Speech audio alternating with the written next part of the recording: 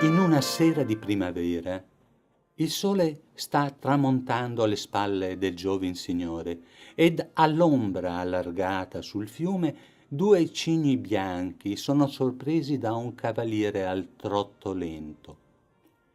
Nel cielo lembi di nubi e la pace regna negli occhi castani del personaggio.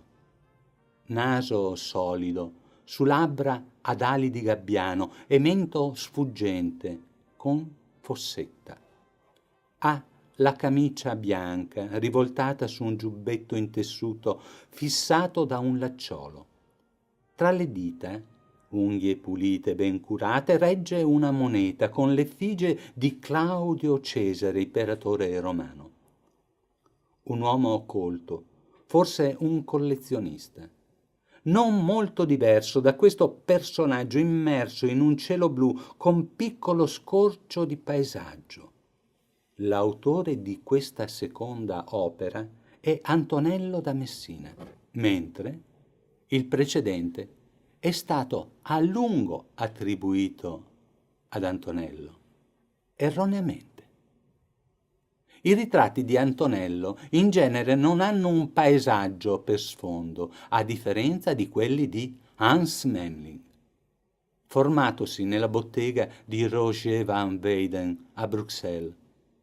Anche questo eccellente ritrattista.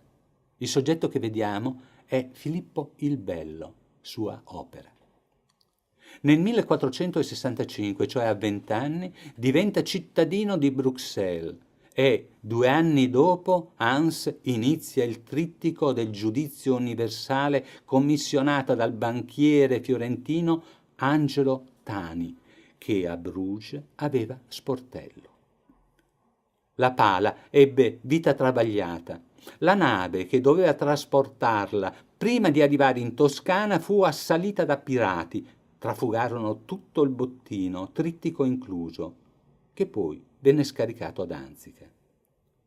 Se in Italia le grandi opere erano per lo più in affresco, a Bruges e dintorni si lavorava su retabli, a comparti apribili, spesso dipinti anche sul retro.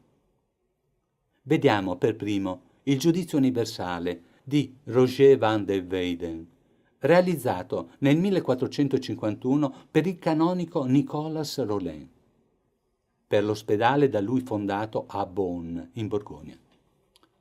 Ed ora osserviamo quello di Memling. Gesù è seduto sull'arcobaleno e posa i piedi sul globo. Sotto di lui l'arcangelo Michele. Non pesa le anime, le mette in fila, alla sua destra i salvati, alla sinistra i dannati. I segni del martirio sono nella tela principale. Roger li aveva collocati in quadri separati. Maria apre il cerchio degli apostoli che si conclude con Giovanni. Roger li aveva distribuiti in 4 teleri. Fin qui le analogie, ma a colpo d'occhio s'avverte che non 14 anni separano i 2 capolavori, bensì un'era artistica, dal grazioso al raffinato, dal fondo oro agli spazi prospettici, e l'abilità dimostrata nella sua prima opera importante è impressionante. Per cui non sorprende che l'ospedale di San Giovanni gli abbia subito commissionato la pala d'altare con decollazione di San Giovanni, Sacra Conversazione con Maria in trono e San Giovanni a Patmos. Nel primo riquadro la prospettiva è discendente alla nostra destra e si conclude in lontananza con l'affluenza di 2 fiumi e le montagne. A sinistra è ascendente, concedendoci di assistere al banchetto di Erode e alla danza di Salomè. Soluzione geniale. Il prima, la seduzione, è lontano e le conseguenze di quel patto, l'adesso, è davanti a noi. Perfetto. Memling aveva un buon carattere, tutto bottega e casa. Sposò Tanne, che gli mancò nel 1487, lasciandogli 3 figli. Non litigò per ottenere pagamenti, insomma un uomo sereno, come l'atmosfera nella stanza regale di Maria. Lei sta leggendo. Un angelo le regge il libro perché è impegnata con il bimbo che vuol sposare Caterina d'Alessandria. Mentre un musico arpeggia, sorridendo angelicamente, Barbara legge, tenendo il testo troppo lontano.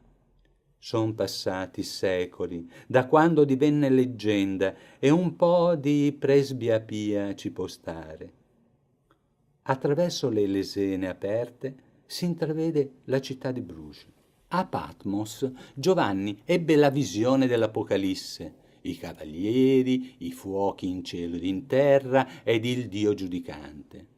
Bella è la figura di lui, di un realismo encomiabile, il panneggio morbido, mentre il resto, inclusa la roccia che pare una mano che s'accosta, è per noi eccessivo.